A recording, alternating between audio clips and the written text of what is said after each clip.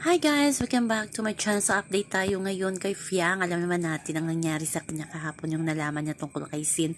Ito na nga, so, sabi nga ng mga fans, grabe talaga yung pagmamahal ni Fiang kay Sin. Kasi nga, suot pa rin daw niya ngayon yung singsing na binigay sa kanya ni Sin, yung promise ring. At parang concern pa itong si Fiang sa kay Sin at sinisira niya yung pangalan niya sa labas. So concerned siya sa mga sasabihin ng tao at baka daw i-bash itong si Sin dahil sa ginawa niya kay Fiang. Oh, grabe talaga magmahal itong ating Fiang.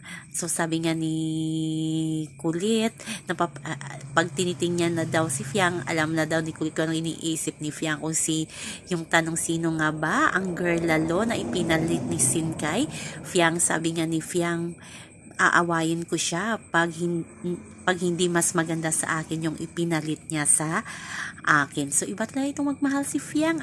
So, yun naman po guys ang ating update sa ngayon. Hanggang sa uli. Bye-bye. Also, remember, wag po tayong magpaka-stress.